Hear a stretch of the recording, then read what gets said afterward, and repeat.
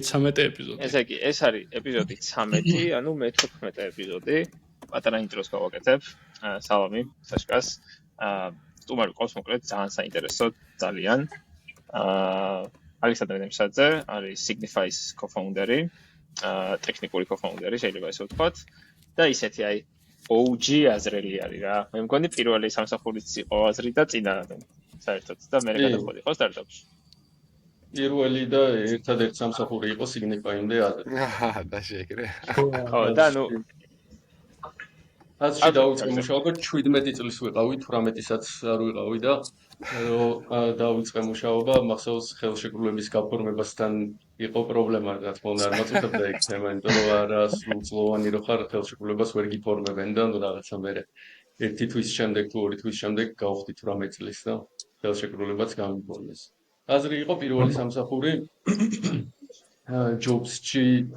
ჯობსდა მაშინ და დავიწყე მუშაობა web developer-ად, PHP კოდერად დავიწყე მუშაობა. ზოგადად პროგრამინგთან ბავშვობიდან მაქვს შეხება, ეს IBM-ის დიდი ბლოკი და ზევიდან მონიტორი რო ადგას თითქმის დაბადებიდან მქონდა სახში, იმიტომ რომ მამა ჩემი იყო პროგრამისტი საბჭოთა კავშირის დროს რაღაც პერფო ბარათებთან და ეგეთ რაღაც ძალიან old school რაღაცაებთან მუშაობდა და წიგნებიც სახში იყო ყოველთვის პროგრამირებასთან დაკავშირებული და მაკინან გამიჩნდა ალბათ ინტერესი და სადღაცას მე 7-8 კლასიდან რაღაცეების კეთება დავიწყე მოკლედ ნელ-ნელა.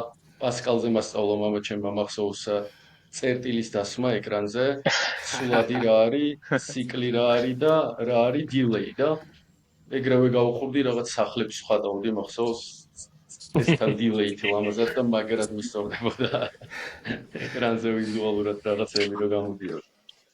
მაშინ ჰაირინგის პროცესი როგორი იყო? აი, იცი რატო, ანუ მეც ხა აქ მე მგონი გიოს გარდა ყოველს ქონია აწრის გასაუბრება რა. ნუ ხა ყველამ ვერ გაიარა ცხადი. მაგრამ ხო, anyways. ანუ მე უკვე აი მე მოვედი 20-ში რა. და მაშინ ვაფშე ხონაერი იყო დავარცხნილი ისეთი სტაჟირება, რაღაცა ძალიან ისეთი მათ შორის დღემდე მე მგონი საქართველოს ყველაზე მაგარი სტაჟირების პროგრამაა რა, ადამიანები რაღაც 3 თვეში იმდენ რაღაც სწავლობ და პროფაილდები რომ წარმოუდგენელია და აი 17-18 წლის დროს რომ ვიყავდი როგორი იყო? ანუ მაშინაც რაღაცა ეგეთი პროგრამები იყო თუ PHP კოდი გეწერა, მოდი დაწერე.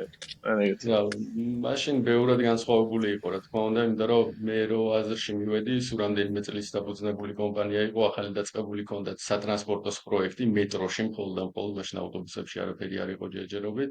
მეტროს ტურნიკეტებში გადახდების სისტემა იყო ახალი დაწყებული და სულ თუ არ მეშლება 10-მდე ადამიანი მუშაობდა ჩემი ჩათვლით. ანუ სუპერ პატარა კომპანია იყო, სუპერ ცოტა პროექტი იყო და გასაუბრებაც რა თქმა უნდა ერთ ადამიანთან გავიარე, უბრალოდ რაღაცა მეგობრული ფილინგებზე დაფუძნებული გასაუბრება, ალბათ ეგრე ვიტყოდი და რაღაც სიმპათიები დავამსახურე. ამივანე სამსახურში. ერთ-ერთი პირველი პროექტი სხვა შორისაც ჰქონდა, დღემდე მახსოვს, იყო საპატრიარქოს ტელევიზიის საიტი მაქვს გაკეთებული. იუერია TV იყო ეს ტელევიზია და მაგ ტელევიზიის საიტი მაქვს გაკეთებული, სუპერ ნავაროჩენი ფლეშ მენიუ ჰქონდა მახსოვს. იცი რა მაინტერესებს ალექსანდრე, ანუ აი ხა წეგან ამბობდი, რომ Signify-იმდე პირველი და ერთ-ერთი სამსახური იყო ჩემი აზრიშიო. ეგ ზოგადად საკმაოდ ისეთი hot topic-ი არის, ხო, რაღაც თანამედროვე სამყაროში, რაღაც job hopping-ი რო არის მეორე მხარეს, ანუ შენი ანტიპოდი რო წარმოვიდგინოთ და რამე შენი აზრი რო გაგვიზიარო რა ბენეფიტები აქვს ან რა დაუნსაიდები კომპანიაში დიდ ხანს გაჩერებას და მეორე მხრივ job hopping-ზე ორი სიტყვით რაღაცები რო ვილაპარაკოთ თუ შეგიძლია. საინტერესო ინფორმაცია. მოკლედ ორივეს ვიტყვი რა ბენეფიტები აქვს და რა დაუნსაიდები აქვს. ბენეფიტები ანუ ზოგადად ყველა ცხოვრებისეული გზა ძალიან ინდივიდუალური არის, ხო? ჩემი ინდივიდუალური არის, სხვას რაღაცა სხვა გარემო შეხვდება, სხვა კომპანია შეხვდება და ერთმანეთს იშვიათად ემთხოვა ხოლმე ზოგადად ეს ცხოვრებისეული ფესები და კარიერული ფესები სხვა ადამიანების. ჩემს შემთხვევაში იყო ესე, რომ აზრში შემოვჭი ძალიან დიდი ხნის განმავლობაში იმის გამო, რომ საინტერესო საქმე იყო. ანუ ამ პერიოდის განმავლობაში ძალიან ბევრი სრულიად უნიკალურ დომეინში პროექტები გავაკეთეთ. იყო სატრანსპორტო მომსახურების ტერმინალები, რაღაც ფულადი გზავნილები, კომუნალური გადახდების აგრეგატორი ვთქვათ, რაღაცა ERP-ო სტილის სისტემებიც გაკეთებული გვაქვს, შეტყობინების გაგზავნის სისტემები, რაღაც საკანონმდებლო მაცნე და ასე შემდეგ. ანუ სრულიად განსხვავებული არაფრით არ გავს ეს სისტემები ერთმანეთს. სრულიად განსხვავებული არის და ინჟინიერინგის თვალსაზრისით მუდმივად ძალიან საინტერესო იყო ეს პროცესი ამ წლების განმავლობაში. და მაგის გარდა, ანუ 10 ადამიანი იყო სულ კომპანიაში და მე რო აზრიდან წამოვედი, თუ არ მეშლება 80-ზე მეტი ადამიანი მუშაობდა უკვე, შეიძლება ცოტათი ნაკლები, ეხლა უკვე 100-ს მე რაოდენობაში როგორც ვიცი. და ხო, მოკლედ ან გარკვეულწილად ამ კომპანიის ცხოვრების ფესს მივყვებოდი მეც და ვითარდებოდი როგორც კარიერულად, ისე ვთქვათ, სკილების თვალსაზრისით და პირადად მე მოკლედ რაც დამიტოვა ძალიან კარგი ამ კომპანიამ არის ძალიან კარგი tech skill-ები, იმიტომ რომ იმდენად მრავალფეროვანი ბევრი challenge-ი მაქვს ცხოვრებაში გადაჭრილი, რომ რაღაცნაირი ეს predefined შაბლონები და პატერნები უკვე სხვადასხვა ამოცანებში რა შეიძლება გამოიყენო ან რაღაცა როგორი გამოსავალი შეიძლება ნახო, ეს gut feeling-ი მაქვს ძალიან კარგი მაქედან გამომდინარე, რომ ანუ რაღაცაზე რომ ფიქრობ, იმდენად ბევრი რაღაც გაკეთებული სხვადასხვა იმაში, რომ სულ არ გააკეთო ჯერ თუ მიხვდი მოკლედ რომ ეს ამოცანა იჭრება, ხო რაღაც თვალსაზრისით შენ თავში უკვე გაკეთებული არ და მე შეგვიძლია დაადელეგირო ინჟინერებს დაავალო, ხო მაგის კოდინგი აუცილებელი აღარ არის, მაინც და მაინც კოდინგი შენ აკეთო.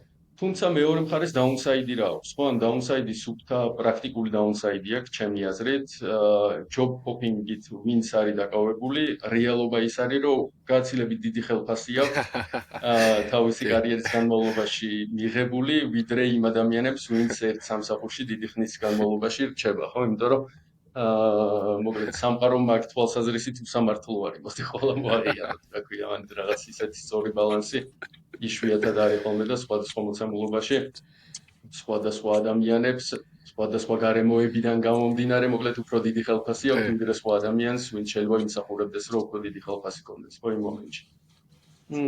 ხო, პრინციპში ეგ არის რა ვიცი. აი მე მაინტერესებს მაგალითად ეს შენ ძალიან ბევრი გასაუბრებები ჩატარებული ჩვენ რამდენიც გვაქვს ჯამში იმაზე რა ძალიან 10-ჯერ მეტი ალბათ და რა მაინტერესებს ანუ სივს რო ნახულობ ეგეთი კანდიდატი მაგალითად ვინც job hopping-ს აკეთებს და მეორე ვინც არა მაგალითად ერთ სამსახურში იყო 6 წელი როგორ feelings გიტოვებს რომელია შენთვის უფრო მიმზიდველი და რომელს უფრო დაიბარებდი გასაუბრებაზე მან რა ხდება ვაქცევ მაგას დიდ ყურადღებას ვაქცევ უწეფელი რო ვიყო და ვინც job hopping-ით არის დაკავებული ბევრად დიდი ლუპით უყურებ იმის CV-ს და საბოლოო ჯამში გასაუბრებაზე იმასთან შედარებით ვინც უფრო სტაბილური რად გამოიყურება და ხშირად არ იცვლის სამსახურებს იმიტომ რომ ორი რაღაცის მიმანიშნებელი შეიძლება იყოს ხო job hopping-ი ერთი შეიძლება იმის მიმანიშნებელი იყოს რომ ცუდი არაფერი არ ხდებოდა უბრალოდ ეგრე მოუწია კარიერულად რაღაცა ვერ იპოვა თავი კომპანია ხელს არ უწყობდა და კარგი ტიპი არის სინამდვილეში და მეორე არის რომ აი რაღაცნაირი ისეთი ვერ ჩერდება ვერ ისვენებს მოკლედ ერთ ადგილას ან პირიქით კომპანიაში ისე ვერ აკეთებს თავის საქმეს რომ ყველა გარშემო კმაყოფილი არის და მაგის გამო უწევს საბოლოო ჯამში რომ სამსახური შეიცვალოს და საფრთხილო თემა არის მოკლედ ნებისმიერ შემთხვევაში და უფრო ყურადღებით უყურებ ეგეთ კანდიდატებს ვინცაც ბევრი სამსახური აქვს შეცვლილი ან რაღაცა დაფასებით პირდაპირ მაგას არ ვაფასებ ან პირიქით ცოტათი ეჭვს აჩენს ხოლმე ყოველთვის. ოკეი. აუ და ის რა მითხარი კიდე სანამ Signify-ზე გადავალთ ანუ იდეაში მეტი წილი Signify-ზე უნდა ვიპარაკო. რაზეც გაგიხარდებათ იმაზე ვისაუბროთ. აი ბოლოს აზრიში რა უფრო პირადი ინტერესია, იმიტომ რომ რაღაც ერთად ეს მე კორონაც იყო და რაღაცა ვაფშე თანამშრომლობის ის არ მქონია რა ურთიერთობა და ანუ შენ ბოლოს უკვე როგორც ვიცი head of engineering-ი ყავი რაღაც ინჟინერიის რაღაც პროცესი და ანუ უფრო ანუ კოდს წერდი, უფრო engineering manager-ი იყავი თუ ანუ რანაირი როლი გქონდა მაშინ რა მე მახსოვს რომ კოდსაც წერდი უფრო სწორად. კი, კოდს დღემდე ვწერ, ძალიან მიყვარს კოდის წერა და მომავალ რომ გავაგზავნო ზოგადად მე ამჯერა ისეთი არც CTO-ების, არც არქიტექტების, ვინც hands-on მოკლედ ვისაც hands-on კარგი feeling-ი არ აქვს რა და როგორ კეთდება. ოკეი. და რაც შეიძლება რას ვაკეთებდი, მოკლედ ყველაფერს ვაკეთებდი ყოველთვის Azure-შიც და Signify-შიც და ზოგადად ხო ანუ რაღაცნაირად მიუხედავად იმისა, რომ აზრის სამსახური იყო, ხო, ჩვეულებრივ დაქირავებული თანამშრომელი ვიყავი, არასდროს არ მქონია რო არ უყოფილიყავი ეგრე და ვთქვათ პარტნიორი ყოფილიყავი იმ კომპანიის თავიდანვე და რაღაცა, ანუ ჩემი მიდგომა კიდაც სხვანაირი არ იქნებოდა მაგ თვალსაზრისით, იმიტომ რომ შენ კარგად რო აკეთებ საქმეს და მოკლედ უფრო მოლოდინებს რო ამართებ, ხო შენთვის ცუდი ცხოვრებაში არაფერი მაგითი არ ხდება. მხოლოდ და მხოლოდ კარგი ხდება, იმიტომ რომ გარშემო ხალხი გაფასებს, რეპუტაცია გეზრდება და რა ვიცი, მე მომავალში სადღაცას რო გააგრძელებ მუშაობას, თქვა, კარგი რეფერენციები გექნება ძველი სამსახურიდან. ხო, ანუ მაინც დროს რაზეც ხარჯავ მოკლედ, მგონია რომ იქ რაღაცა ეს კომპლექსები არ უნდა კონდეს რომ მარტო კოდს წერ და ეხლა ამ კლიენტთან შეხვედრაზე არ შევალ, იმიტომ რომ ეს ჩემი პირდაპირ მოვალეობებში არ შედის, ან ამ დოკუმენტაციას არ დავწერ, ან პირიქით ეგეთ რაღაცებს რო აკეთებ, საბოლოო ჯამში უფრო ძლიერდება, ხო, იმიტომ რომ უნივერსალური ადამიანი ხარ, უფრო დაზუმაუხლება შეგიძლია და ბევრად ძლიერი ხარ სხვა ადამიანებთან შედარებით, ვისაც სხვა ესეთი soft skill-ები არ აქვს. აუ ეხა იმ ყველაფერს ვაკეთებდი ყოველთვის. აი მაგაზე ეგრევე მიტრიგერდება, რომ აი მეც ახლა მევხვდები, რასაც იზახი, იმიტომ რომ მეც საახლობლოს 2 წელი ვმუშაობდი რა და ზუსტად ეგრე ვიყავი რა. ანუ ძალიან ალბათ ძალიან დიდი მნიშვნელობა აქვს კულტურას რა. კომპანიაში როგორი კულტურა არის ჩამოყალიბებული, იმიტომ რომ ან წარმოუდგენლად რაღაცა ჩემი მეგონა, ძალიან დიდი ენთუზიაზმი და რაღაცა მოკლედ სხვაგან მე სამსახურში, სანამ ახლა ჩემი არ დავიწყე, ეგეთ ფილინგი არ მქონია რა. ძალიან ისეთი აი გარემო იყო.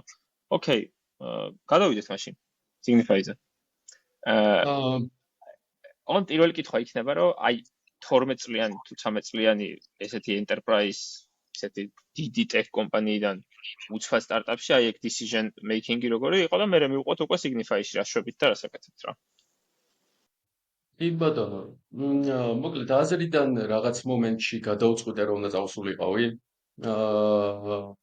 Signify ჯერჯერობით რადარზე არ ყოფილა, დასვენებას ვაპირებდი 1.5 წლის განმავლობაში აზრიდან წამოსვლის შემდეგ, ანუ ვხვდებოდი რომ რაღაც ახალი უნდა გამეკეთებინა, იმიტომ რომ კი ბატონო მომწონს, მაყოფილი ვარ რაღაცაებით, მაგრამ წლიდან წლამდე ბოლო წლების განმავლობაში უკვე რაღაცნაირად რადიკალურად აღარაფერი აღარ იცვლებოდა, არც შემ კარიერულ ნაწილში, არც განვითარებითაც ბევრს ვერაფერს ვეღარ ვიწოვდი, ესე ვთქვათ, პროფესიულად.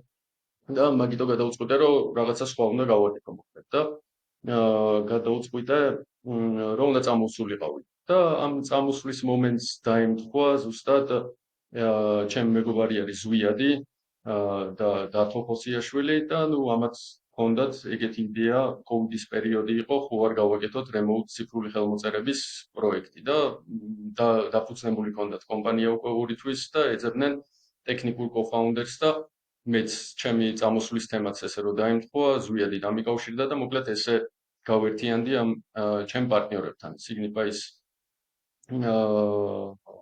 კონტექსტში. განსხვავებული საქმის თვალსაზრისით, რო გითხრა ძალიან განსხვავებულია ჩემთვის, ჩემი ცხოვრება ჯოჯოხეთს დაემსგავსა, როგორც სტარტაპის ფაუნდერი, რაღაცა. კიც არის და არაც არის რა, ანუ უფრო ვიტყოდი რომ ანუ იქიდან გამომდინარე რომ იქაც ბევრი საქმე მქონდა, ბევრი სხვადასხვა პროექტი მქონდა, ხო?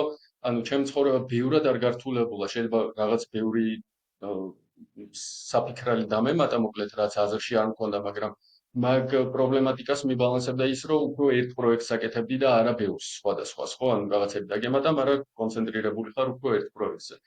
და სპეციფიკა თვითონ product oriented კომპანიის, ხო, რომელიც ერთ კონკრეტულ პროდუქტზე არის ორიენტირებული, განსხვავდება მოკლედ ძალიან მნიშვნელოვნად განსხვავდება custom software development და ეს enterprise software development კომპანიისგან. იმიტომ რომ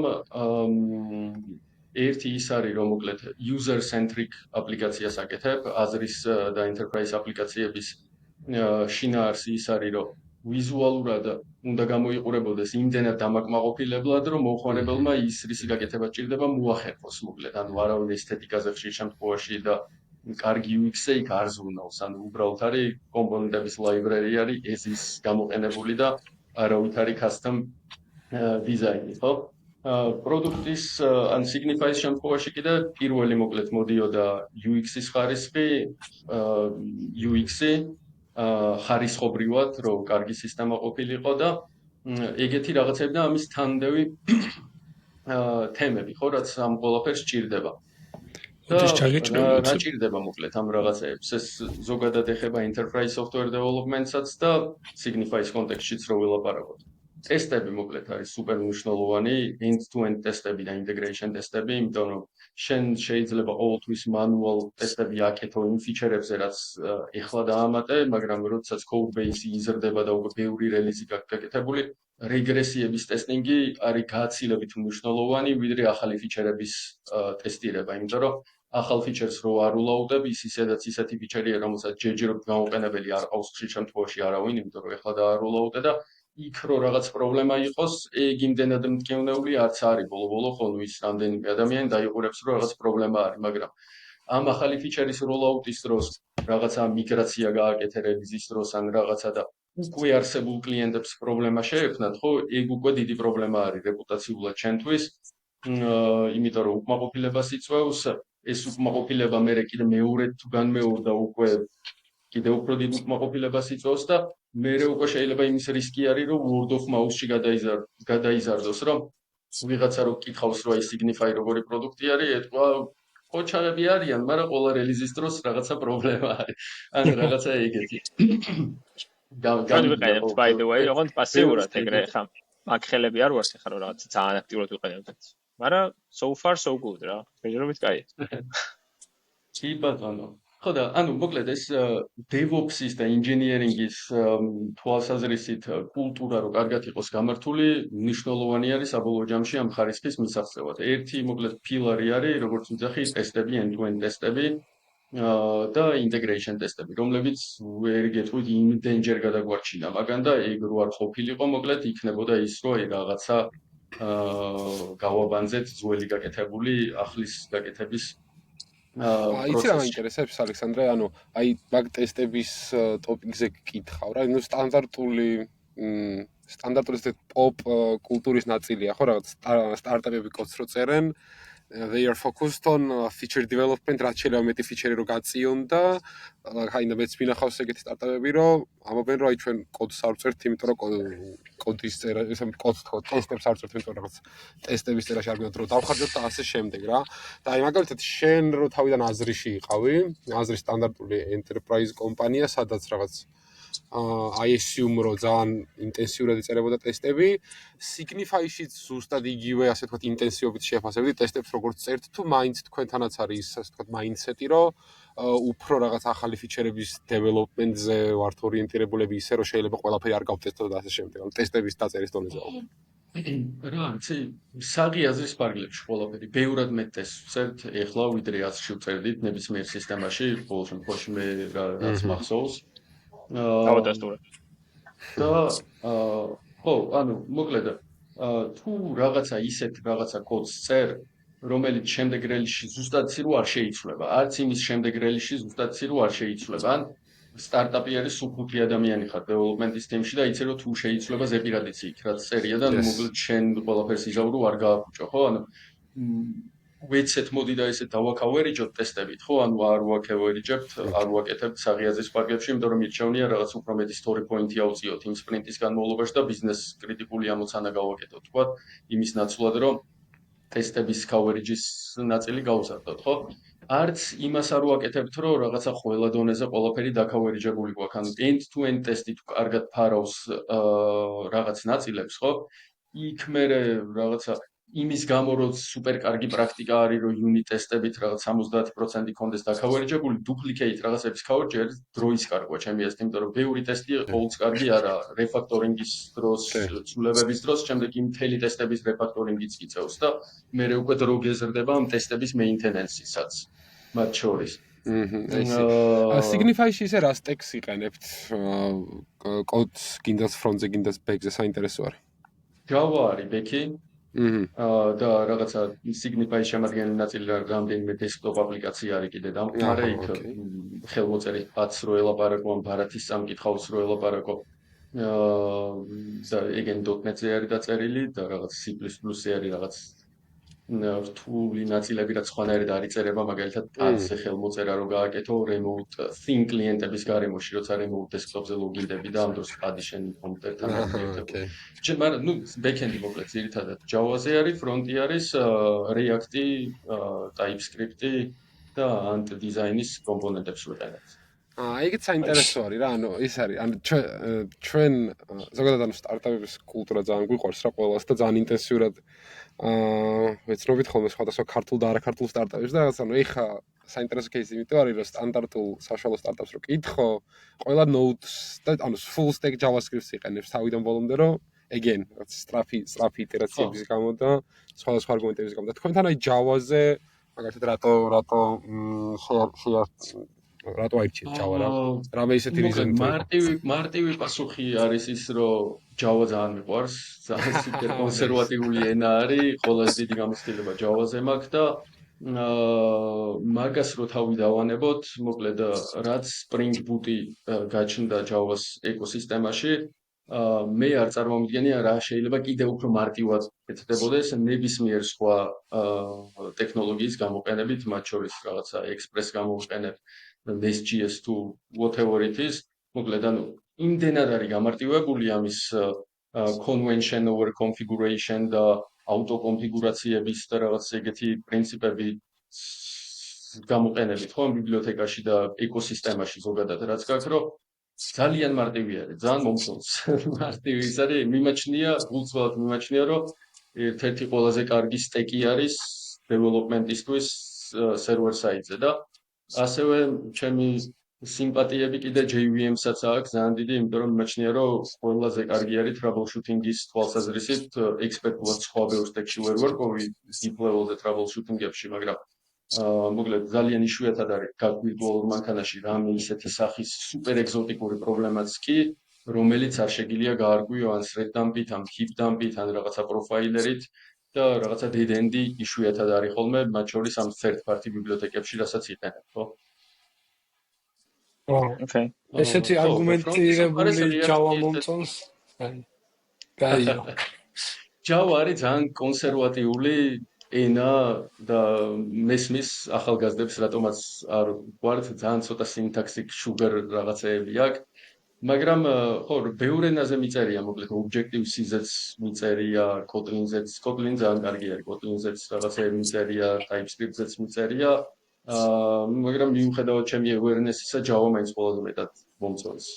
Okay. Nice. მე ეგეთი რაღაც Java მომწონს რომ სმენი აქვს, შეიძლება იყო ისეთი მომენტები, რომ just ადამიანი მაგას იმიტომ ამბობს, რომ მარტო Java იცის რა და ეგ შეგან ცოტა სხვა კუთხით დავინახე, რატო გაქვს არჩეული ზუსტად Java და მაგას ხვდები რა, მაგრამ ანუ ძალიან სუბიექტური არის ეს. მე მტკიცებით ფორმაში არაფერს არ ვიძახი, ძალიან სუბიექტური არის. მტკიცებით ფორმაში ერთადერთი იმის თქმა შემიძლია Java-s ეკოსისტემაზე, რომ მოკლედ არ არის ეკოსისტემა იმდენად განვითარებული გინდაც Node-ზე, რამდენადაც Java-ზე არის განვითარებული. ან რაღაცა third party ძალიან ნიშური domain specific რაღაცები რო გჭირდება, ბევრად დიდი ალბათობა არის, რომ out of the box Java-ზე დაწერილი library ნახო, ვიდრე გინდაც Python-ზე ხშირ შემთხვევაში ან TypeScript-ზე. ზოგიერთი პირიქით არის Python-ზე და იმაზე არის, ეგეთი кейსებიც არსებობს, რა თქმა უნდა, ბუნებაში. არაერთი ალბათ, მაგრამ ნუ ძირითადად ტენდენცია ალბათ ეგეთი არის, უფრო რომ Java-ს ეკოსისტემა უფრო მდიდარია. ანუ აი ძალიან კაი მაგალითია ხა შენი რომ აი ყველა რიძახის რომ აი რა ტექსტზე უნდა დაიწყო სტარტაპი ტექ ფაუნდერმა რა და ყველას პასუხი არის რომ რაშიც ყველაზე კომფორტულად ხარ იმაზე და ძალიან ბუნებრივია მაგაზე პასუხი რა. და თუ Java-ს მუშაობს და Java-ში ხარ კომფორტულად და კარგად მიდის რა პრობლემა არის? კი, ანუ პირველი მიზეზი მოკლედ ყველაფერს მას რო თავი დავანებოთ, ეგ იყო რომ ყველაზე კომფორტულად მე Java-ზე ვცნობ თავს, ესე ვთქვათ და ეგ იყო. ისა პირველი ვერსია შენ ააწყვე თუ თიმი შეკარით და თიმთან ერთად ააწყვე Signify. აი სუ პირველი ვერსია. სუ მოკლედ Signify დავიწყეთ ძალიან საინტერესოდ. კომპანია დავაფუძნეთ თუ არა ორ თვეში გავუშვით უკვე პროდუქტი. ჩვენი პროდუქტი არ ყოფილა, იყო ასეტია, ესეთი ბრიტანული კომპანია იყო, იმის პროდუქტი გადმოვა ქართულად, ესე ვთქვათ, white label solution-ი იყო და ბაზრის ვალიდაციის თვალსაზრისით, რამდენად საჭირო არის ზოგადად ეგ პროდუქტი, ანუ დავიწყეთ მაგ პროდუქტ ვალიდაცია და პირველი კლიენტები პირველი წლის განმავლობაში ფასო იყო პლატფორმა და პირველი კლიენტები ავუკრიფეთ მაგ პლატფორმის გამოყენებით. და ამის პარალელურად უკვე რამდენიმე თვეში რომ მივხვდით, რომ დაინგეიჯდნენ კომპანიები და ინტერესი არის ესეთი პროდუქტის ეს პროდუქტთან მიმართებაში, მაგრამ რამდენიმე თვეში დავიწყეთ ჩვენი სოფტის წერა, პროგრამისტები ავიყვანეთ ერთი ფრონტი მყავდა და ერთი ბექი მყავდა და მე ვიყავი და მე კიდევ თითო შემოგვიერთნენ ჯამში ეხაც 6 კაცი ვართ ჩემ თავს თუ development engineering-ის გუნდს მივაწვლი და ხო ანუ სადღაც დაწყებინა სექტემბერში დავიწყეთ აპრილში გავუშვით ჩვენი ვერსია და ძველიდან გადმოვამიგრირეთ მთელი data ჩვენთან და დავუმშვიდობეთ ძველ სისტემას და სრულად ჩვენსაზე გადმოვერთეთ. Okay. და აი პროცესი რა თვითონ ხო მიდი თუ მე რა მაინტერესებს რა აი აზრის შემდეგ აზრში მე როგორ წარმომიდგენია ცოტა უფრო სტრუქტურირებულია რაღაც DevOps-ი ყავს იქ რაღაც კონკრეტული ფიჩერებისთვის რაღაც ინჟინერები და აქ სტარტაპში სადაც ну ჩვენ რა გამოცდილებაც გვაქვს სტარტაპში არის რომ DevOps-ით შენ ხარ რაღაც database ადმინისტრატორი შენ ხარ ყველაფერი შენ ხარ და Signify-ის წეგრია თუ ცოტა როლების მიხედვით გვაქვს გადანაწილებული გუნდი ანუ ისეც და ისეც მოკლედ DevOps-ი ალბათ ინფრასტრუქტურის ადმინისტრატორი, cloud ადმინისტრატორი რაღაც ეგეთი როლები ალბათ მე მაქვს შეთავსებული დღემდე უფრო ეგრე ვიტყოდი, მაგრამ ნელ-ნელა უკვე ვთავ მოკლედ სხვა ინჟინერებსაც და მეხმარებიან რაღაცეებში. ტესტერები ყავდა თავიდანვე, ტესტერი 1 და ეხა 2 quality assurance სპეციალისტი ყავს, უფრო ტესტების automation ინჟინერებს დავარქმევდი, იმიტომ რომ კოდს წერენ რეალურად და ავტომატიზაციას აკეთებენ ამ პროცესის. ბოლო 1 წლის განმავლობაში ავიყვანეთ product owner-ი, იქამდე ზვიადი იყო, ზვიადი არის CEO კომპანიის ჩემი პარტნიორი და იქ იყო product owner-ი და ესე ვთქვათ UX-ის განსაზღვრაში ვინც აკეთებდა. და დიზაინერს ვინც ემუშავებოდა და როგორი უნდა ყოფილიყო და სწორია არა და ასე შემდეგ. და მოკლედ მიმდინარე მომენტში ტესტერები ყავს, product owner-ი ყავს, UI UX დიზაინერი ყავს on board და 6 ინჟინერი. ეგ არის ჩვენი product team-ი, მთლიანად ჯამში 10 კაცი გამოდის. ხო. ჯამში გამოდის 10 კაცი. აუ ეხა გადავატრანზიშენებ დისკუსიას იმიდან რა ქვია მენეჯმენტიდან ტექნიკურ თემებზე და ის რა ჩავშალოთ თვითონ ეს ხელმოწერის პროცესი ტექნიკურად რა დაჟე შენ ახსენე პადებიო და რაღაცებიო და მე ხა სახში მაგ რაღაცა სახლზე მჭირდებოდა იუსტიციის სახლის ხელმოწერის რაღაც device-ია რა ID პარაც ვარჭობ და იმით ვაწერ ხელს ჯერ ვაფშე ანუ ეგ რატო არის საჭირო თუ Signify არსებობს ან რამე ისეთი ხდება და აი ვაფშე რო ვაჭერე ხელმოწერას რა ტექნიკურად რა ხდება ამ დოკუმენტზე? ეგენი რომ მოგვიყვება და რაღაც ჩავშალოთ მე რა მიმართული. კი ბატონო. მოკლედ ევროკავშირში არსებობს ესეთი რეგულაცია EIDAS-ი ქვია. EIDAS-ი არის რეგულაცია, რომელიც განსაზღვრავს ამ ელექტრონული გარიგებები და მათ შორის ხელმოწერები როგორ უნდა მოხდეს სხვადასხვა მხარეებს შორის და ზოგადად ეს trust service provider-ები როგორ მუშაობენ, TSP-ები და QTSP-ები. და ამ EIDAS-ის სტანდარტის მიხედვით განსაზღვრული არის 3 ტიპის ელექტრონული ხელმოწერა. ეს არის მარტივი ელექტრონული ხელმოწერა, განვითარებული ელექტრონული ხელმოწერა და კვალიფიციური ელექტრონული ხელმოწერა. რითი განსხვავდება ეს 3 ერთმანეთისგან? მარტივი ელექტრონული ხელმოწერა არის ნებისმიერი რაღაცა Word-ის ფაილს გიგზავნი და იქ სურათად ჩემი ფაქსიმილია ჩასმული და just მორჩა. მეტი არაფერი. სურათ შეგიძლია წაშალო, სხვა სურათი ჩაანაცვლო, ყველაზე დაუცველი მარტივი ნაირსახეობა არის ელექტრონული ხელმოწერის. განვითარებული ელექტრონული ხელმოწერა, რომელიც ყველაზე დიდი ნაწილი არის ალბათ Signify-ის თქო მარტივი არის გვაქვს, როგორც ესეთი რა ქვია ეს Word-ის მაგალითი როგორც მოვიყვანე. განვითარებული არის, როდესაც ხელმოწერის პროცესში რაღაც ისეთ მოწყობილობას იყენებ, რომელიც ასოცირებული არის შენ identity-სთან. ეს შეიძლება იყოს მაგალითად ხელმოწერის მომენტში ერთჯერადი კოდის მიღება ტელეფონის შენ მობილურზე რომელიც შენ საკუთრებაში არის და ამ კოდის შეყვანა ხელმოწერის მომენტში ან email-ზე გინდაც რომ მიიღებ ნოტიფიკაციას email-ს გახსნი და ამითი დაადასტურე. კვალიფიციური ელექტრონული ხელმოწერა განვითარებულისგან განსხვავდება იმითი, რომ non-repudiable მახასიათებელი აქვს, რაც ნიშნავს რას, რომ ანუ თუ email-ის შემთხვევაში ან მობილურის შემთხვევაში ვთქვათ თეორიულად შენ კითხვის ნიშნის ქვეშ შეიძლება მაინც დადგეს ვის ქონდა იმ მომენტში ეს ტელეფონის ნომერი ან რაღაც კომპიუტერთან მინიჭდა ან email-ი გამიტეხეს არ გამიტეხეს რა თეორიულად ეგეთი რაღაცა კვალიფიციური შემთხვევაში ანუ კითხვის ნიშნის ქვეშ არ დგება ეგ თემა იმის გამო რომ შენი ID ბარათით აწერ ხელს რომელშიც შიგნით სერტიფიკატი არის ჩაწერილი ბარათს ამკითხავს აერთებამ ID ბარათს და უშუალოდ ხელმოწერის მომენტში PIN კოდი შეკავს ხელმოწერის 6 ციფრიანი PIN კოდი შეკავს და ნუ მოკლედ ბარათი თუ ვინმესთვის გაქვს მიცემული და ეს PIN კოდიც ვინმესთვის გაქვს მიცემული ეგ უკვე უპატიებელი რაღაც თემაა შეიძლება ბინა გაგეთქვა მოკლედ რაღაცა სახელმწიფო სერვისებიც არსებობს რემოუტი და ალბათ ბრძოლა მოგიწევს მე იმის დასამტკიცებლად რომ რაღაც შენახი ყავდეს არც რეალური кейსები როგორ ხდება. ხო მოკლედ ეს ხელმოწერის ნაირსახეობები არის.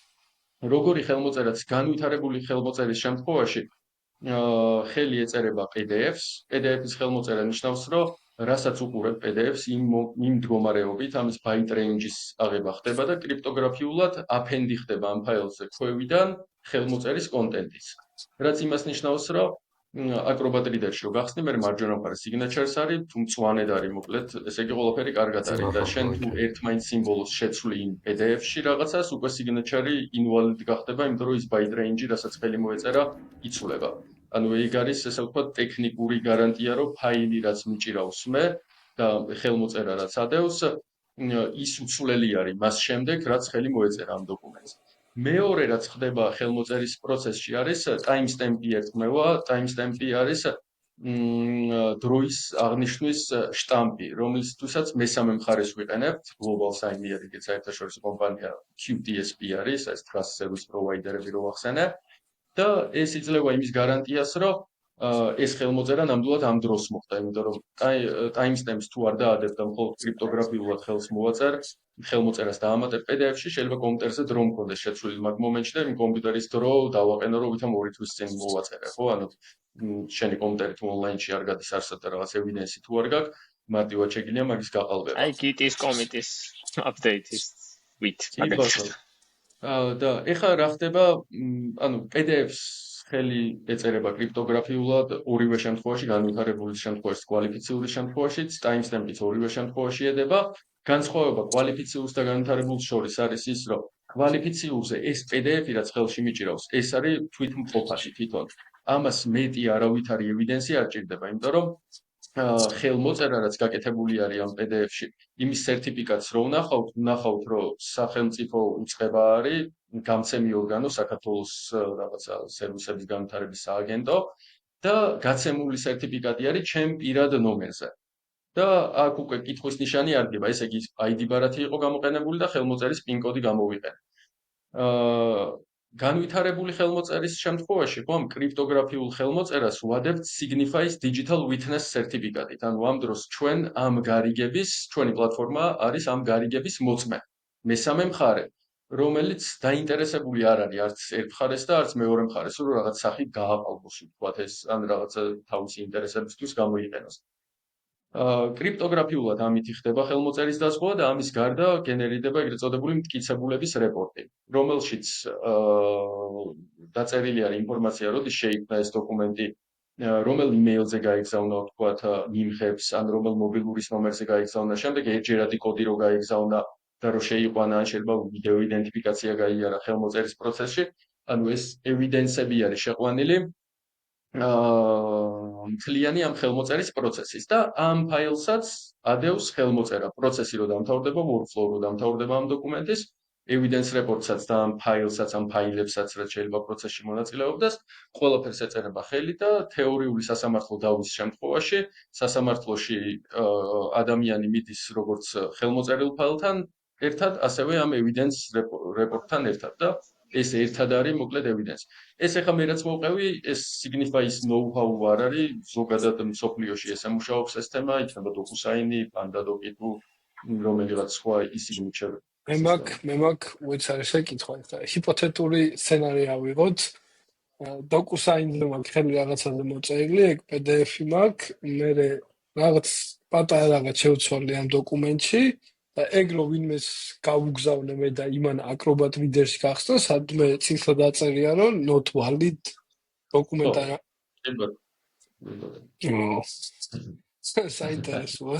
საინტერესოა ნამდვილად. ეგრე არის.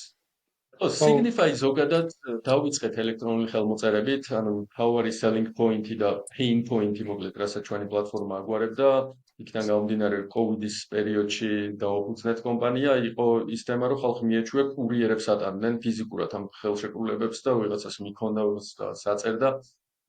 Pain point-ი იყო ეს, რომ remote-ად რაღაცნაირად ხელმოწერა შეძლებოდათ, მაგრამ რეალურად ხო, ანუ შემდეგი ეტაპი და ეხა საითიანს ვითარდებით, უკვე რაღაცა პროცენტულობით ვართ მისულები, ესე ვთქვათ, რაღაც სადაც გვინდა რომ მივიდეთ, მაგრამ ზოგადად განუწყვეტელი პროცესი იქნება მომავალში. არის in general digital contracting-ის თემა გვინდა რომ დავფაროთ. e-signature-ები ნელ-ნელა მეორე ფლანგზე გადაიწევს და შეიძლება ზოგიერთ ბაზარზე უცხოეთში Signify-ი დაინიცირებული დოკუმენტს DocuSign-ზე მოვაწერო ხელი, ან PandaDocs-ზე მოვაწერო ხელი. მაგრამ მე უკვე ხელმოწერილი დოკუმენტი დაბრუნდეს Signify-ის სისტემაში და აქ გააგრძელოს თავის სასიცოცხლო ციკლი. ეს digital contracting-ი ფართე ცნება არის საკმაოდ, ან მოიცავს ამ დოკუმენტების მომზადების პროცესს, რაც იგულისხმება predefined template-ები შეიძლება დაგახვედროს სისტემამ, ან შენი custom template-ები შეიძლება გქონდეს, ფორმები გაქვს, სადაც გაქვს workflow განსაზღვრული, ხო, ვიღაცა ადასტურებს, ვიღაცა ხელს აწერს, ვიღაცას ასლი ეგზავნება, ვიღაცას reminder-ი ეგზავნება პროცესში, ვიღაც რაღაც task-ი უვარდება, ვთქვათ, ესენი გათემპლეიტებული გაქვს ყველაფერი. უკვე უშუალოდ ხელმოწერის პროცესია, როდესაც გააზიარე და სხვადასხვა აუთენტიკაციის სახეები, რასაც ხელმოწერის პროცესში გადის მომხმარებელი, one time paroli მობილურის ნომერზე, ან ვიდეო იდენტიფიკაცია,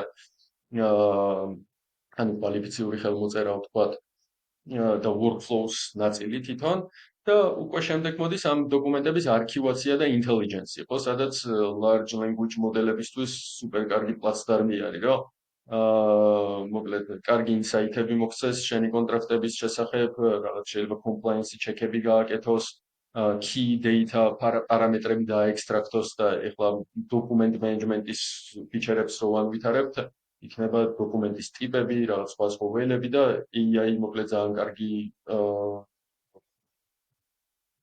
სუპერ ეფექტური იქნება ჩვენს შემთხვევაში ამ რაღაცეების დალაგებაში და ორგანიზებაში, რომ დავეხმაროთ ჩვენ კლიენტებს.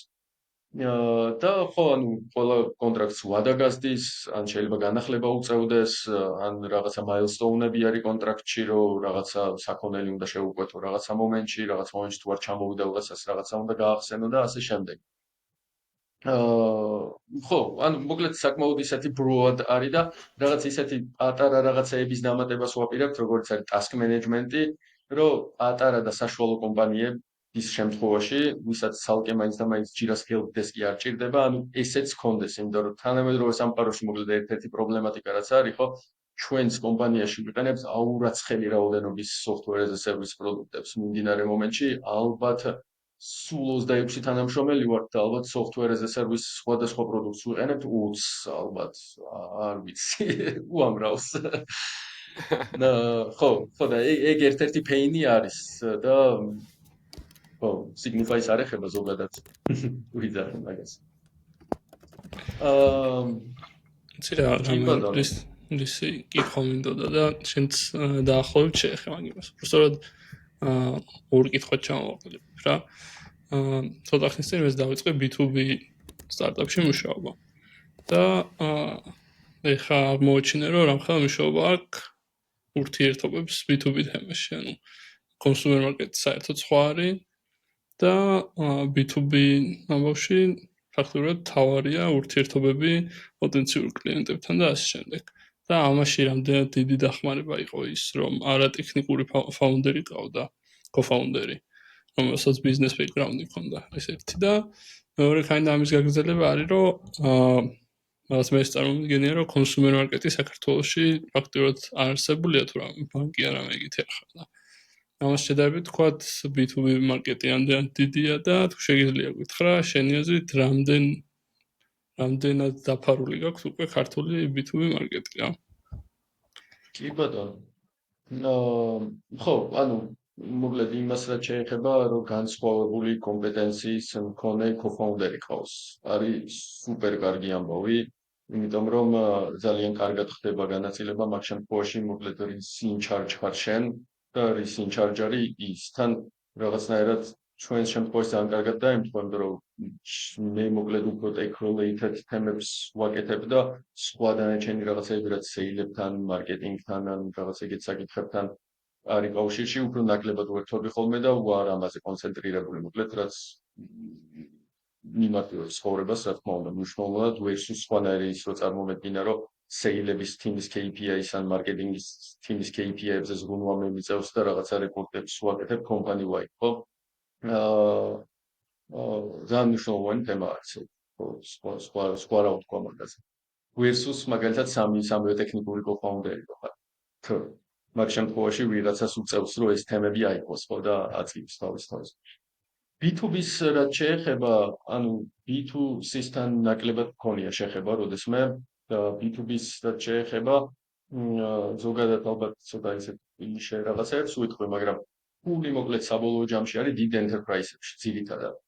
ანუ ეს software as a service კომპანიებიც რას არსებობს, ალბათ დიდი პროცენტი მოკლედ რეალური revenue-ი არის მაგათი დიდი კომპანიებიდან, რაღაცა თანაფარდობა ალბათ იქნება ისეთი, რომ რაღაც 50 დიდი კომპანიიდან შოულობენ იმდენივე ფულს, რასაც დანარჩენი 1000 პატარ-პატარა კომპანიებიდან.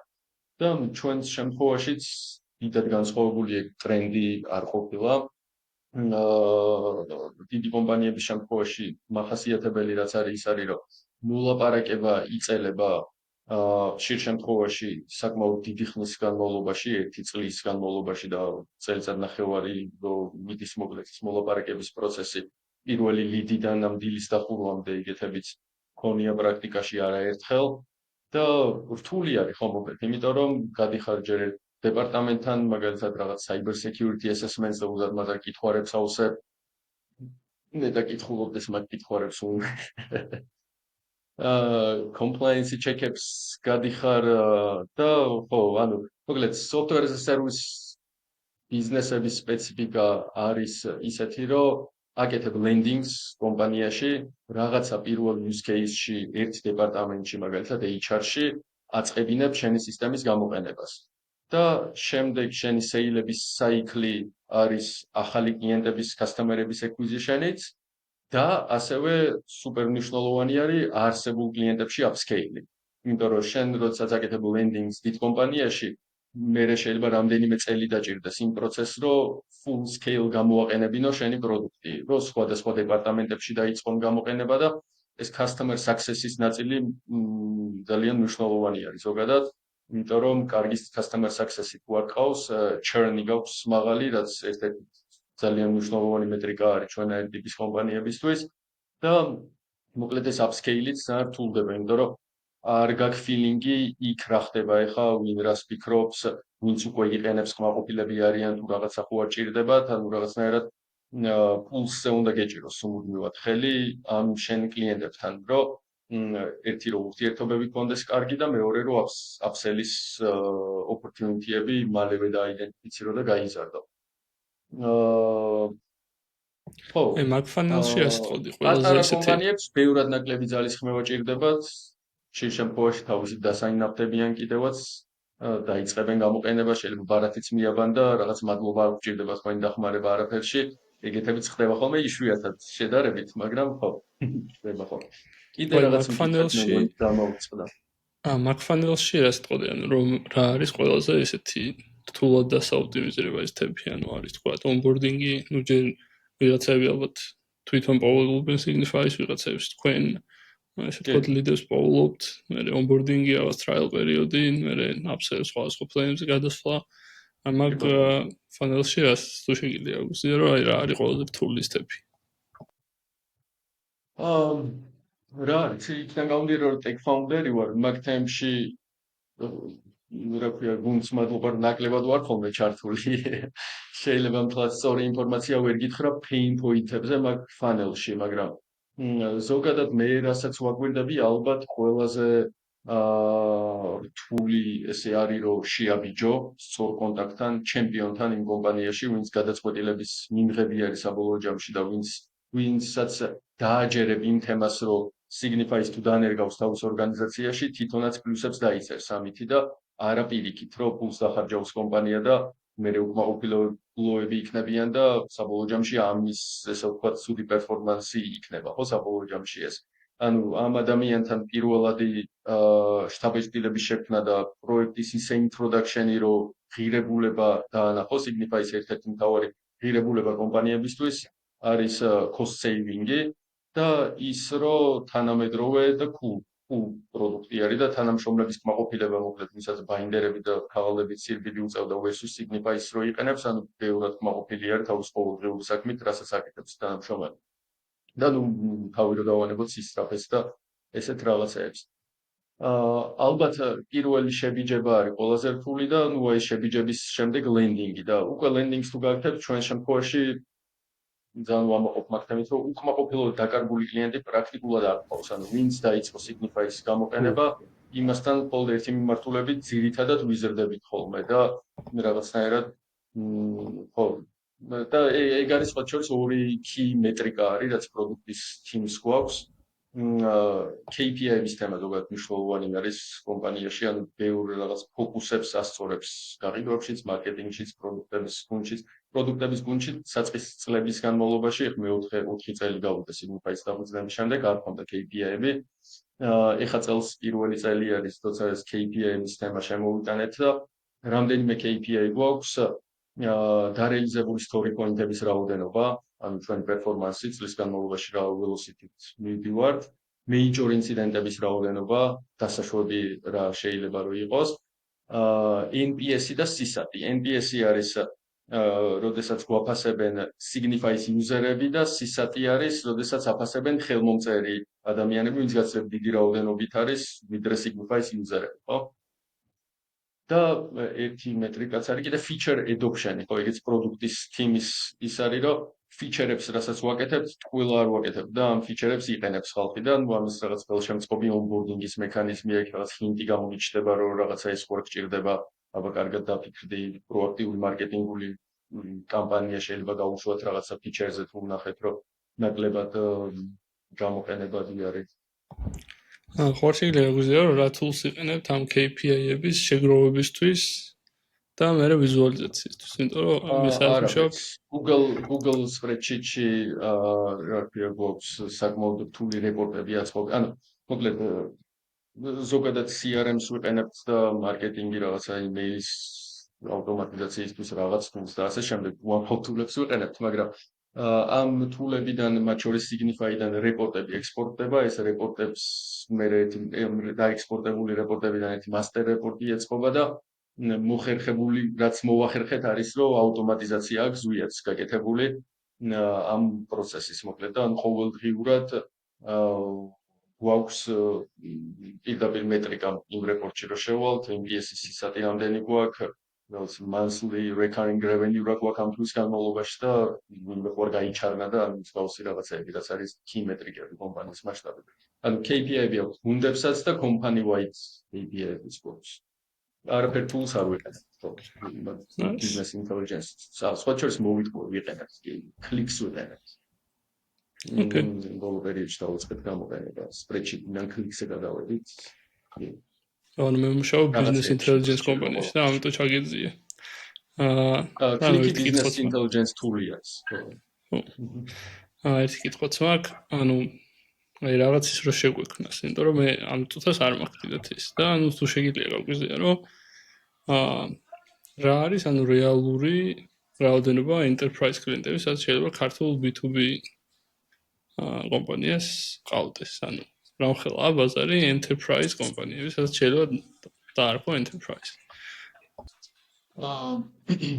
რა არის რთული გასაცემი კითხვა არის შემიძლია რაღაცნაირად პროცენტულად გაქცე ამ კითხვაზე პასუხი ანუ მოკლედ ეხლა სადაც ვართ ამ მომენტის მდგომარეობით დაახლოებით 10-20 იმდენის პოტენციალი აქვს საქართველოს რომ მომდევნო თქვა 5 წლის განმავლობაში ავითვისოთ მთლიანი ბაზარი ზოგადად ბაზარზე რო თქვა პატარა ბაზარი არის დაბალი მწყიდველუნარიანობით და ხო მოკლედ ამ შედარებაც არ არის ჩვენაირი ტიპის კომპანიას საფრანგეთში რო იწყებ ან გერმანიაში რო იწყებ versus საქართველოში რო იწყებ რევენიუების თვალსაზრისით ალბათ ზუსტად იგივე რო აკეთო და არაფერი განსხვავებულად ჩვენგან განსხვავებულად ბევრად დიდ სკეილზე იქნები revenue-ს თვალსაზრისით გასული. მაგრამ პლუსებიც აქვს თავისი საქართველოს ბაზარს, პლუსებიდან ის შემიძლია ვთქვა, რომ იქიდან გამომდინარე, რომ velocity ახალი კლიენტების დამატების იმდენად დიდი არ გაქვს, უფრო customer centric პროდუქტს აკეთებ და უფრო მეტი დრო გაქვს და რესურსი რომ ამ თითოეულ კლიენტისგან ფიდბექები აიღო, რაღაცებს მოусმინო და მოკლედ ამ რაღაცნაირად ამ პულსზე გეჭიროს ხელი. ეს რაღაცები მოწონთ თუ არა. იქ განსხვავება არის ალბათ დიდ და პატარა ქვეყნების ბაზარს შორის. თქვენ ხართ სხვა ქვეყანაში? თუ მარტო საქართველოში? არა, ან ყავს კლიენტები სხვა ქვეყნებიდან, მაგრამ ერთეული კლიენტები ყავს, ლეონე წლის ობიექტივი არის, რომ მოკლედ საერთაშორისო ასპარეზზე ვიწყებთ აქტიურობას. მაგაზე ვიკითხავ მაშინ. აი როგორ ხდება ბოდიში რომ გაგაწყვეტი და Signify საქართველოში იგივე ტექს იყენებს back-ში signature-ებისთვის და მაგალითად საფრანგეთში რო შეხვიდე პირობითად იგივეს გამოიყენებს თუ იმათი ქვეყნის specific რაღაცებს უნდა მოერგო. ანუ ეგ როგორ ხდება? ტექს რაც შეეხება ევროკავშირში ძალიან მარტივად არის EIDAS-ის რეგულაცია არის და ჩვენი გამოდებლობაც ამ ევროკავშირისას გავს ძალიანან ერთ-ერთში არის შემთხვევაში გადმოტანილი. და ევროკავშირში მართლაც მარტივადაა საქმე, ანუ საფრანგეთში როგორც ეწერება ტექნიკურად ხელი, ისე ეწერება გერმანიაში, ისე ეწერება შვედეთში და საქართველოშიც ისე ეწერება. ამერიკაში კიდევ უფრო მარტივად არის, იქ EIDAS-ის ნაცვლად არის e-sign აქტი, რომელიც განსაზღვრავს, რომ ელექტრონული ხელმოწერა მოსულა, მაგრამ ტექნიკურად როგორ ხდება, რომ PDF-ში კრიპტოგრაფიულად რაღაცა უნდა ქნა, EIDAS-ისგან განსხვავებით, იქ საერთოდ არ არის ეს დეფინიცირებული freestyle არის და მოკლედ EIDAS-ით ხელმოწერილი დოკუმენტი ვალიდური არის ამერიკაშიც. სხვა ქვეყნებს რაც შეეხება, ხო, სხვა ქვეყნებში იქეთ აზიისკენ და პოსტსაბჭოთა ქვეყნებში თუ აზიის მხარეს რო შეხედო, მოკლედ რთულად არის საქმე, ყველა ქვეყანას რაღაც ინდივიდუალური რაღაცები აქვს მოფიქრებული, მაგალითად უზბეკეთში თავისი კრიპტაციის და ხელმოწერის ალგორითმი აქვს მოფიქრებული, რომელიც რო დაძებნო ინტერნეტში, საერთოდ ვერ მოძებნის ზუსტი დამთხოვით ეგეთ რაღაცას და მარტო იძებნება რაღაცა ქვია, აღარ მახსოვს იმას, იმ ჯარში რაღაცა, რაც მოკლედ ამ ხელმოწერისთვის აქვს დამუშავებული. ხო, ეგეთი ეგზოტიკური რაღაცებიც არის, მოკლედ ქვეყნისთვის ძალიან სპეციფიკური განსაკუთრებით იქეთ აღმოსავლეთის მხარეს თუ გავიხედავთ. არა, ის პრობლემა ხო არ დაგიდგა თქვენ, რომ მაგალითად რაღაც ამბოს ქონდა შეხება ავსტრალიაში რაღაც გადახდებზე და იქ ისე თემაა, რომ ავსტრალიაში უნდა იყოს აუცილებლად ფიზიკური სერვერი, სადაც ეს ყველაფერი მონაცემები შეინახება და არავითარ უნდა დატოვოს ავსტრალიის ტერიტორია და ლეგალ დოკუმენტებზეც ეგეთ რაღაც ხო არ არის, რომ მაგალითად ევროკავშირის ტერიტორიაზე თუ ხდება ხელის მოწერა, რომ სხვა ქვეყნის სერვერებზე ფიზიკურად არ იყოს. კი, ან რთულად არის საქმე, მან ჩვენ შემთხვევაში ახლა არ არის რთულად, იმიტომ რომ გეოგრაფიულად ეგრე გაფანტული არ ყავს კლიენტები ჯერჯერობით. ევროკავშირში, როდესაც აწარმოებ ბიზნესს, დატაც უნდა ინახებოდეს ევროკავშირში. ჩვენ სტოკჰოლმის დატა ცენტრს ვიყენებთ AWS-ისას და საქართველოს კონტექსტისთვის დავაითლისტებული არის სტოკჰოლმი, ისევე როგორც გერმანია, ფრანკფურტიც whitelist-ში არის. ხო, და მოკლედ მოსულა შენახვა. ამერიკაში არ მახსოვს მაგათი დაუნდებლობა, ანუ requirement-ი აქტუალურ ამერიკულ და ამერიკაში ინახებოდეს არ მახსენდება ეგეთი რაღაც, მაგრამ ისევ და ისევ რაღაც არის ევროპა, მე ამერიკა უზარმაზარი არის და მე იქეთ ამ სოფლიოს ნაწილშია ძალიან ავსტრალია არ ვიცი, მაგრამ უზბეკეთის მაგალითი გვაუღოთ, ისე უზბეკეთში ეხლა ან მიიღეს ან ეხლა რეგულობენ მაგაუნდებლობას, რომელიც საშუალებას აძლევთ, რომ ბანკებს cloud სისტემა გამოიყენონ. ან ქვეყნის გარეთ დაიფოსტოს რაღაცა. აქამდე ყველაფერი on-prem უნდა ქონოდათ. განაის რომ რაღაცა უზბეკეთში cloud-ი on-prem იყო, რომ ყველაფერი on-prem უნდა ყოფილიყო. ხო, და ეგეთი რაღაცები მოკლედ ანუ საბოლოოდ გეხმარება იმ გადაწყვეტილების მიღებაში, რომ ამ ქვეყანაში არ უნდა შეხვიდე, იმიტომ რომ არარაციონალურად ბევრი ენერგია და რაღაც დაგეხარჯება versus სხვა მარკეტზე რომ დაატარგებო შემოთავაზ. ერთად ვიკითხავ კონტენტს დავარქვევ ამ ინფორმაციას, რაც წინახავთ რა. ანუ აშკარად ძალიან სენსიტიური ინფორმაცია გაქვთ თქვენ. იმიტომ რომ რა ვიცი, ყველა ვის ხელშეკრულებას აფორმებს, რა როგორ ხდება, ანუ ერთმანეთში რო NDA-ს აწყენ, ეგენი ყველა თქვენ გაქვთ. ანუ technically Signify იკავებს რა ყველა NDA-ს ქვეშ არსებულ ინფორმაციას და მაგაზე აი თქვა ვინმე გამოწმებთ, ან აი არ ვიცი, რაღაც სპეციფიკურად შიფრავთ ისე ინახავთ. თუ ანუ როგორ საიდან არის ხო დაცული, რომ ეგ ძალიან safe არის. Private key გითხარით. არა, private key არ გითხარით. ხო, მოკლედ cyber security და information security-ს შეეხება, მან არ გვაქვს კომპრომისი არავითარ და ალბათ ჩემი საქმიანობის მთლიანი დროის 40% იხარჯება იგივე რაღაცა ბუღალტერიაზე და საქმეებზე და რაღაცების hardening-ზე და ასე შემდეგ. რაც დრო გადის, რა თქმა უნდა, ცოტა უფრო ნაკლები, მაგრამ საწყის ეტაპზე ყოველ შემთხვევაში ეგრე იყო. და ორი თემა აქვს, ხო, არის ინფორმაციული უსაფრთხოება და არის cyber security. Cyber security არის ის ადგილი, სადაც ნული კომპრომისი უნდა გააკეთონ, იმიტომ რომ იმ რაღაც სცენარებზე და кейსებზეც უნდა იფიქრო, როდესაც შეიძლება Signify-ნაირი კომპანია ტარგეტირებულად დაატარგეტოს ვიღაცა ბოროტების ზრახველმა და ცოტა ისეთ sophisticated რაღაცები აკეთოს და არა ის რომ რაღაცა SQL injection-ით attempt-ი გააკეთოს პორტალზე, ხო? და სამაგისოდ ანუ ბევრ რაღაცებს ვიყენებთ, როგორც cloud-ში, ისევე workstation-ებზე და აუ ეს სხვა შორის სუპერ კარგი მოდულები არის, managed მოდულები არის, რაც გეხმარება ამ ყველაფერში. არის ინსპექტორი, რომელიც არის vulnerability scanning-ის მექანიზმი და რაღაცა ანომალიების დეტექტირებასაც აკეთებს. Guard duty არის intelligent threat detector-ი, რაც ასევე სუპერ ღირებული ის არის და security hub-ი და რაღაც ესეთი რამდენიმე მოდული არის, მოკლედ რაც კარგად თუ გაქვს გამართული და რაღაცა კაი სკორი თუ გიჩანს იქ, საკმაოდ დიდი ალბათობაა, რომ მართლა ყველაფერი კარგად. და ნუ ანუ რაღაცა least privilege access-ი უნდა გქონდეს ყველგან, არსად არაფერი ზედმეტი არ უნდა გქონდეს, თუ რაღაც პორტი გახსნილი აუცილებლად რაღაც კონკრეტული source-დან უნდა იყოს გახსნილი და ასევე AWS აქვს, სხვა შორის კარგი სუპერ სასარგებლო რაღაც არის ყველა მიმართულებით, well architected framework-ი, რომელშიც რაღაცა ფილარები არის, მოკლედ resilience სისტემა როგორ უნდა გააკეთო, ან performance-ის ოპტიმიზაცია, ან cost ოპტიმიზაცია, ან security-ს hardening-ი როგორ უნდა გააკეთო და იქაც ძალიან კარგი guideline-ები არის მაგ თვალსაზრისით. ანუ რამდენიმე შრი არის მოკლედ დაცვის Signify-ის სისტემაში. ერთი შრი არის რაღაცა web აპლიკაციაზე რო ველაპარაკობ ხო და ინფრასტრუქტურაზე თვითონ hardening-ი მოკლედ access-ების cloud ინფრასტრუქტურაზე, რომელიც დეტალებს არ შევამ როგორ არის გაკეთებული, მაგრამ ნუ და ქვია, კარგად არის. Web აპლიკაციასაც შეეხება web application firewall-ი არის წინ, რომელიც სიმშვიდეს გმატებს ხოლმე, როდესაც ხედავ რაღაც შეტევები რო არის ხოლმე, რომ ვიღაცა სკანერს მიუშვებს ან რაღაცა რამდენ რაღაცებს ისხლიტავს და შენთან ლოგში უცნაურ რაღაცები არ ჩანს, იმიტომ რომ შენამდე არც მოვიდა ეს რეკვესტი. იმდენად მოკლედ რეალური სრეთების ამცილებელი არ არის ეს, რამდენად შენ როც უფრთხილები ამდენი რაღაცა შენამდე არ მოვიდა. თუმცა, რა თქმა უნდა, cyber security-ს თვალსაზრისითაც ძალიან დიდი ღირებულება აქვს. და მანდვე არის ხო რაღაცა მაგალითად brute force-ი რო არ გააკეთო ან რაღაცა არაადეკვატურად ბევრი გამოძახება რო არ გაუშვა ეგეთი ისანი და მე უკვე მოდის application layer-ი, სადაც მუდმივ ანალიზში ვართ, მოკლედ ანუ სად რამე თუ არ შეიძლება რომ მოხდეს და ვერსიის deployment-ის დროს, მოკლედ ანუ საკმაოდ დიდი დრო და ენერგია ეთმობა, მაგრამ ნაწილს რო კონტროლერებში რაღაც ცვლილებები რო შევიდა, ან ახალი კონტროლერები დაემატა, სწორედ არის hardening-ი გაკეთებული, rate limiting-ი ხო არის გათვალისწინებული და ალერტები ხო არის, რაც თავარია სწორ ადგილებში ჩასმული, რომ ვიცი, რაღაცა თეორიულად, რაღაცა JIT-ის გადარჩევას ხო ცდილობს, ან რაღაცა UI-ის სადღაც ხო? დროულად დავუბრუნოთ მიანის IP-ის სამართი და რაღაცის პრევენცია გავაკეთოთ, მოკლედ, რომ ეგ რაც შეეხება cyber security-ს.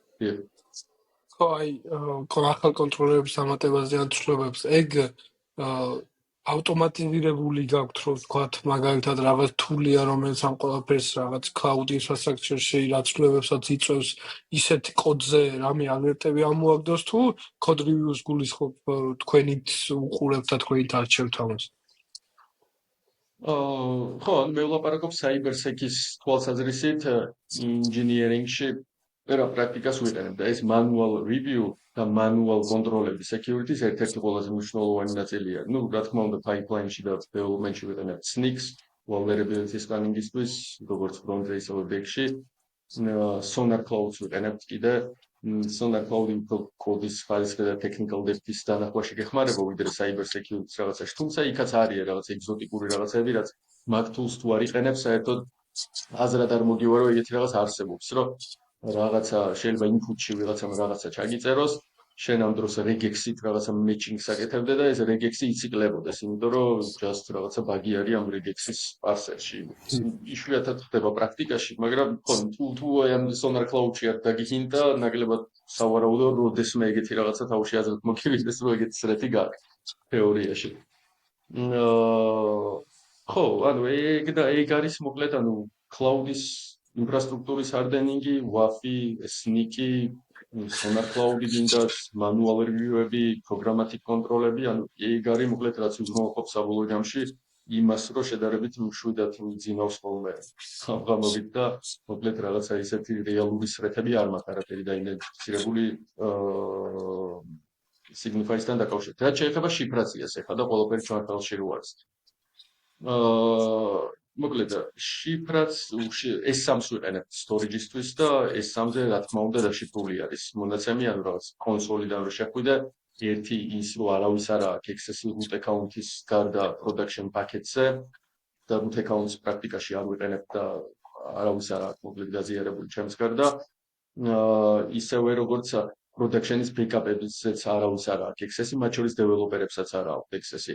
ანუ რეალურად ვერც ერთი დეველოპერი ეს მარტივად, მოდი ესე ვთქვათ, ვერავის დოკუმენტს ვერ დაინახავს. რა თქმა უნდა, რაღაც თეორიაში რო წარმოვიდგინოთ, შეუძლია custom code დაწეროს, რა ქვია, შეაცუროს და მაგითი დაადეშიფრიროს რაღაცა, მაგრამ მაგისტვის ვაკეთებთ cross checking-ს და რაღაცებს, რომ ეგეთი რაღაცა ჯერ ესეთი რა თქმა უნდა მოხდეს და მეორე ესეთი არ უნდა მოხდეს, იმიტომ რომ ეგ არის ყველა ცუდი რაც შეიძლება ჩვენ კომპანიას მოუვიდეს რეპუტაციული თვალსაზრისით, ხო? ხო, დანარჩენი რა ვიცი რაღაცა at rest და in transit, როგორც კლასიკურად მიღებული არის, ყველგან მონაცემები დაშიფრული არის, მათ შორის რაღაცა global accelerators და load balancers შორის იმის უკან და ასე შემდეგ, როგორც და სამ რაღაც სხვა მოდულებს შორის ტრაფიკი. ინფრასტრუქტურისთვის რამე infrastructure as code tools თუ იყენებთ? არაფერს არ ვიყენებთ, ისი ორი ინსტანსები გვაქვს და ეხლა ვიწყებთ autoscaling-ის გამოყენებას. ჯერჯერობით base performance-ი გვაქვს, რომელიც მიკლოვდება ცოტათ მეტობით მოკლედ აღებული ჩვენ ეხლანდელ ლოადს და ვაპირებთ autoscaling-ი გამოვიყენოთ. მე მაქვს ცოტა ისეთი კითხვა, აი ცოტა უკან რო გადავახვიოთ რა. სადაც შენ მთელი შენი კარიერა იყო სულ ინჟინერინგი, რაღაც კოდის წერა და ასე შემდეგ. და მე რასაც ვაწყობ, ცოტა უჩირს ხალხს, ნუ ჩემი ჩათვლაც მაგალითად რაღაც founder mode-ში გადასვლა. სულ რო ესე ეგეთ კორპორაციაში მუშაობ, ძალიან რთულია ხოლმე რომ რაღაც founder-ი გაიჩნდო და ეგეთი მენტალური მოდელი ჩამოიყალიბო და ჩემთვის ყოველთვის განსაკუთრებით რთულია ისეთ იდეაზე ფიქრი, რომლის ძალიან დიდი კომპეტიტორი უკვე არსებობს, რომელიც ძალიან მაღალ scale-ზეა და აი შენთან ეს ხო თლიან შენი იდეა არ იყო, უკვე შენმა ორმა founder-მა მოიფიქრა და შენ შეუერთდი და აი რა მომენტი ან რა არგუმენტი იყო, ეგ მაინტერესებს, რომ შენ დაგაჯერეს და შენ თავსაც დააჯერე, რომ რაღაც კი არსებობს ესეთი დიდი პლეიერები უკვე ბაზარზე, მაგრამ მოდი გავაკეთოთ რა, იმიტომ მე ეგეთ რაღაც кейსები რომ მაქონე, აი ვინმე რომ ითქას ეხა რაღაც code editor-ი AI გავაკეთოთ, ეგ კურსორი როცა არსებობს, ამბიციას ავითარ რაღაც мотивация არ მაქვს, რომ მაგის კეთება დავიწყო და აი შენთან რა იყო ეგეთი არგუმენტი, რა მომენტი მოხდა, რომ მოდი გავაკეთოთ ბაზარი არის. ხო, მოკლედ founder mode-ზე გამოთვას რაც შეეხება მაგის დიდი დისკომფორტი არ მქონი, იმიტომ რომ აზრშიც ბოლო წლების განმავლობაში რაღაცა მენეჯმენტის რაღაცებს ჩართული ვიყავი business development-ში და მოკლედ ნაცნობი რაღაცები იყო, ასე თუ ისე მოლაპარაკებები და რაღაც ესეთი საკითხები, ხო, ამ თემას სჭირდება engineering-ის გარდა. და რაც შეეხება იდეის ყიდვას, რომ მოდი ეს გავაკეთოთ, ალბათ განპირობებული იყო ერთი რომ რაღაცა შენი თავის რწმენა გაქვს, რომ შეგიძლია გააკეთო ეს რაღაცა. მეორე რო გითხრა ძალიან ბევრი ვიფიქრე მეთქი იმაზე, რომ აი DocuSign-ი არსებობს, PandaDoc-ი არსებობს, არ მიფიქრია ბევრი მაგ რაღაცაზე. ერთი რაც ვიცოდი ის არის, რომ საქართველოში არ არსებობს ეგეთი რაღაცა და სულ რომ არსებობენ ეს დიდი მოთამაშეები, მაინც ძალიან დიდი ნამცხვარი არის, მოკლედ, რომლის პატარა სამკუთხედი არის წაჭრილი, ჯერჯერობით მსოფლიოში ამ თვალსაზრისით, ისი გინჩერების თვალსაზრისით.